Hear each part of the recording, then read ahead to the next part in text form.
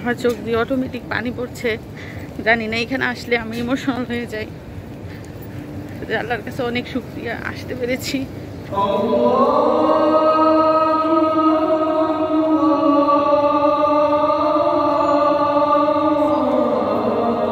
আসসালামু আলাইকুম। এখন আমরা উমরা করতে মক্কা যাচ্ছি, কিন্তু আমার মনটা হোটেলেই পড়ে থাকবে, কারণ আমার ছেলেকে একা হোটেলে রেখে আমি আর আমার হাজব্যান্ড উমরা করতে যাচ্ছি। বাচ্চাদের মক্কায় প্রবেশ নিষেধ বলে আমার ছেলেকে হোটেলে রেখে যেতে হয়েছে। তবুও ছেলেকে মোবাইল দিয়ে গিয়েছি, আমরা সারাক্ষণ ভিডিও কলে থাকবো। তাছাড়া যত তাড়াতাড়ি সম্ভব আমরা আবার ফিরে আসব। আর হোটেল কর্তৃপক্ষকেও বলে গিয়েছি যাতে আমার ছেলেকে একটু দেখে। তো কিছু করার নেই, ছেলেকে রেখেই যেতে হবে। আর যেহেতু একা ফ্যামিলি, সাথে কেউ আসেনি, তো এছাড়া আর কোনো উপায় ছিল না। এই যে আমার ছোট্ট বাবুটা দেখেন, উমরার কাপড় পরে রেডি হয়ে আছে। ওরও অনেক ইচ্ছা ছিল উমরা করার, কিন্তু বাচ্চারা তো মক্কার ভিতরে প্রবেশ করতে পারবে না, নিষেধ আছে। তো ওর বাবা উমরার কাপড় পরেছে, এটা দেখে ছেলেও পরবে। এখন ছেলেকে উমরার কাপড় পরিয়ে রেখেছি। তবে সে আরও 2 বার উমরা করেছে, তখন সে অনেক ছোট ছিল, কিছুই বুঝে নাই। কিন্তু এখন তো একটু বড় হয়েছে, উমরা করতে পারলে বুঝতে পারতো, মনে রাখতে পারতো। এখন হচ্ছে সময় 11:30, দুপুর 11:30। তো এখন আমরা বের হয়েছি উমরা করার উদ্দেশ্যে। আর আমাদের হোটেল থেকে মক্কার টাওয়ারে যেতে পায়ে হেঁটে লাগে 4 থেকে 5 মিনিট। এই যে আমি আর আমার হাজব্যান্ড যাচ্ছি উমরা করার জন্য। এখন মক্কার আগের মতো নেই, কত নিয়মকানুন যে তৈরি হয়েছে, এই নিয়মকানুন পেরিয়ে তারপর আমাদের যেতে হবে উমরা করার জন্য। আগে তো সরাসরি যখন ইচ্ছা তখন গিয়ে উমরা করে চলে আসতাম, এখন টাইম টু টাইম যেতে হয়। মসজিদুল হারামে থাকার টাইম দিয়েছে আমাদের 3 ঘন্টা। আর এই 3 ঘন্টার ভিতরেই আমাদের মসজিদুল হারাম থেকে বের হয়ে যেতে হবে। এখন মক্কার ক্লক টাওয়ারের কাছে চলে এসেছি। যাদের পারমিশন আছে তারা মসজিদুল হারামের দিকে ঢুকছে। এই যে এই সাইডে কবুতরকে খাবার দেওয়া হচ্ছে। ভিতরে ঢুকে গেছি। মসজিদুল হারামের ভিতরে ঢুকেই 1 গ্লাস জমজম কূপের পানি পান করলাম। পানি কিন্তু ডান হাতেই খেয়েছি, সামনের ক্যামেরা দিয়ে ভিডিও করলে ডান হাতকে বাম হাত দেখায়। মসজিদুল হারামে ঢুকেছি, আর ঢোকার পরে 2 রাকাত নফল নামাজ পড়েছি। এখন যাব কাবা ঘরের দিকে। সুবহানাল্লাহ, আসসালামু আলাইকুম, আল্লাহু আকবার, আলহামদুলিল্লাহ, সুবহানাল্লাহ। আল্লাহর কাছে অসংখ্য শুকরিয়া। এই যে আগে কিন্তু এই জায়গায় পাড়া দেওয়ার জায়গা ছিল না, এত লোকজন ছিল, ধাক্কাধাক্কি করে তারপর উমরা করতে হতো।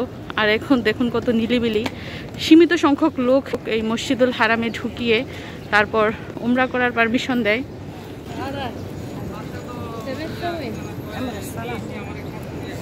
যত দেখি ততই ভালো লাগে। যদি সারাদিনও এখানে বসে থাকি তারপরও খিদাও লাগবে না, কোনো ক্লান্তিও লাগবে না। আলহামদুলিল্লাহ, তৃতীয়বার আবারও মক্কার এই মসজিদুল হারামে আসতে পেরেছে, আল্লাহর কাছে অনেক শুকরিয়া। এই যে আমরা মসজিদুল হারামে আছি, কাবা ঘরের খুবই কাছে। এখন হচ্ছে সময় দুপুর 12টা, আর 12টার মধ্যে এখন আমরা উমরা করা শুরু করে দেব। তো এখন উমরা করা শুরু করি আল্লাহর নাম নিয়ে। আল্লাহ যেন উমরা কবুল করে, মঞ্জুর করে। অনেক কষ্ট করে এখানে এসেছি, অনেক বিধি নিষেধ পাড়ি দিয়ে। আমাদের 1 পাক দেয়া শেষ হয়েছে। উমরা করার যা আছে নিয়ম বলি, দোয়া সূরা পড়া, এগুলো পড়ে পড়ে আমরা রাউন্ড দিচ্ছি। এই যে কাবা ঘরের চারদিক দিয়ে রাউন্ড দিচ্ছি। আমার চোখ দিয়ে অটোমেটিক পানি পড়ছে। জানি না, এখানে আসলে আমি ইমোশনাল হয়ে যাই। আল্লাহর কাছে অনেক শুকরিয়া, আসতে পেরেছি।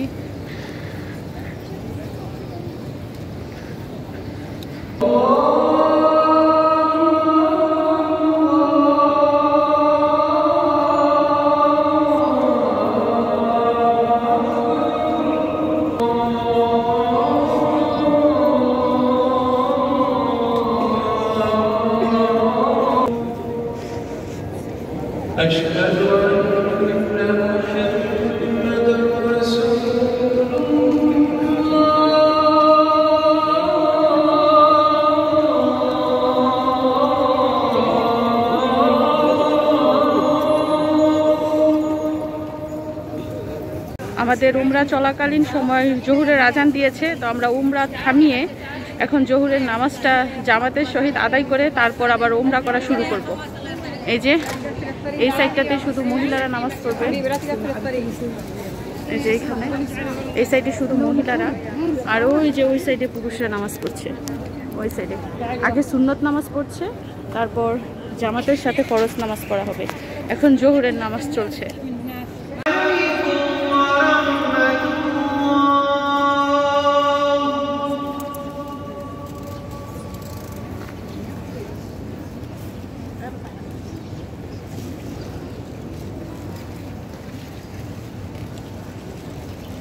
এখন জানাজার নামাজ পড়া হবে। প্রতি ওয়াক্ত নামাজের পরে এই মক্কাতে জানাজার নামাজ পড়া হয়। আমাদের জামাতের সাথে জোহরের নামাজ আদায় করা শেষ। এখন আমরা কাবাগরের চারদিক দিয়ে আবারও তায়েফ করব। আমাদের 2 পাক দেওয়া শেষ হয়েছে, আরও 5 পাক দিব, টোটাল 7 পাক দিতে হবে। এইখান থেকে তায়েফ করা শুরু করে কাবাগরের চারদিক দিয়ে ঘুরে আবার এইখানে এসে থামলে 1 পাক হবে। তো আমরা বাকি পাকগুলো দিয়ে আসছি।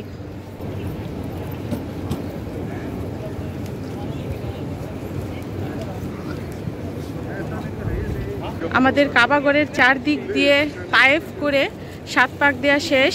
এখন 2 রাকাত নফল নামাজ পড়ব এবং পরে যাব সাফা আর মারোয়াতে, ওইখানে আবার 7 পাক দিব। তো দেখতেই পাচ্ছেন কড়া রোদ, কিন্তু মানুষজন যতজন আসার পারমিশন দিয়েছে আজকে ততজনই এসে এখানে ওমরা করছে। এখানে ঢুকলে 3 ঘন্টার পারমিশন দেওয়া হয়।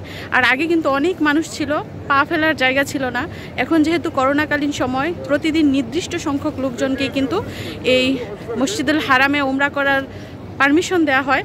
তো আমার মনটা এখনও হোটেলে পড়ে আছে। আমার বাচ্চাকে হোটেলে রেখে এসেছি, কারণ বাচ্চাদের মসজিদুল হারামে ঢোকার পারমিশন দেওয়া হয় না। শুধু আমি আর আমার হাজব্যান্ড এসেছে এখানে উমরা করতে। তো আল্লাহ যেন আমাদের উমরা এবং যারা যারা এখানে এসেছে সবার যেন উমরা কবুল করে এবং সবার মনের আশাগুলো যেন পূর্ণ করে। আমরা এখন কাবাগরের সাইড থেকে বের হয়ে সাফা মারোয়ার দিকে যাচ্ছি। ওইখানে গিয়েও আমরা আবারও 7 পাক দিব। কাবাগরটা হচ্ছে এখানে যে পাকটা দেওয়া হয় এটা রোদের মধ্যে, কিন্তু সাফা মারোয়ার যে অংশটা ওইটা হচ্ছে ছায়ার মধ্যে, মানে বিল্ডিংয়ের ভিতরে। আমরা এখন সাফা মারোয়াতে আছি। এটা হচ্ছে সাফা পাহাড়ের কিছু অংশ, পুরোটাই পাহাড় ছিল, এটা কেটে এতটুকু রাখা হয়েছে। আর ওই সাইডে হচ্ছে মারোয়া পাহাড়। এখন এই সাফা থেকে আমরা মারোয়াতে যাব, আবার মারোয়া থেকে সাফাতে আসব। এভাবে 7টা পাক দিতে হবে। এখন আমরা শুরু করব ওই 7 পাক দেয়া।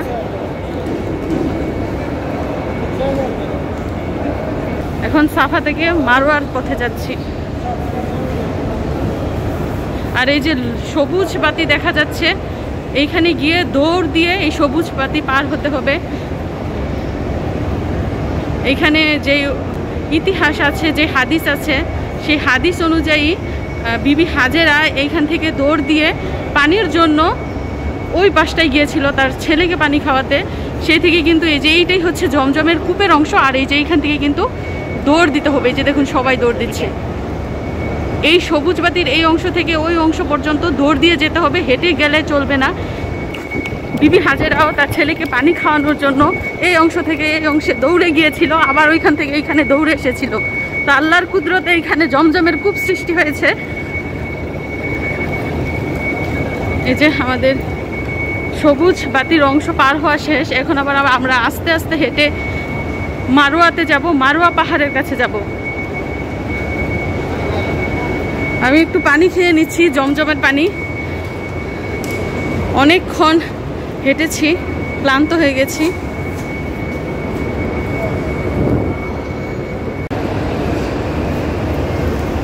সাফা মারোয়াতে এসেও জমজমের পানি পান করছি।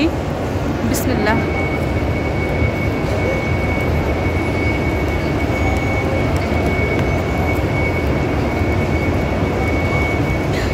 আত্মা ঠান্ডা হয়েছে। এখন আবার আমরা তাওয়াফ করা শুরু করব। সাফা থেকে মারোয়া গেলে 1 চক্কর কমপ্লিট হবে, আবার মারোয়া থেকে সাফাতে আসলে আরেক চক্কর কমপ্লিট হবে। এভাবে 7টা পাক দিতে হবে। এখন আমরা মারোয়া পাহাড়ের কাছে আছি। পাহাড়ের কিছুটা অংশ এখানে রেখে গেছে। এই যে এটা হচ্ছে মারোয়া পাহাড়। পুরো পাহাড়টা কেটে শুধু একটু ধ্বংসাবশেষ রাখা হয়েছে। দেখানোর জন্য মানুষকে। এটাই হচ্ছে সেই মারোয়া পাহাড়। তো সাফাতেও কিন্তু একই অবস্থা, সাফাতেও একটু অংশ রাখা হয়েছে, মারোয়াতেও পাহাড়ের একটু অংশ রাখা হয়েছে। তো আমাদের সাফা থেকে মারোয়া এসেছি, আমাদের এক পাক কমপ্লিট হয়েছে, এখন আমরা দ্বিতীয় পাক দিব।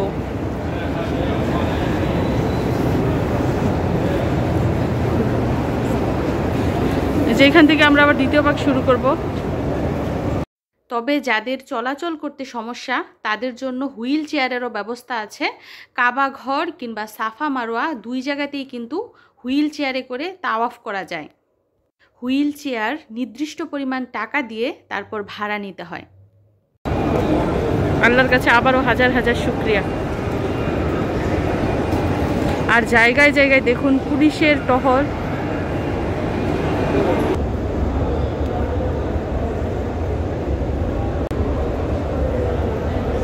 সাত পাকের মাধ্যমে সাফা থেকে মারোয়া আর মারোয়া থেকে সাফায় তাওয়াফ করার মাধ্যমে আমাদের আজকের পবিত্র উমরা হজ সম্পন্ন হয়েছে।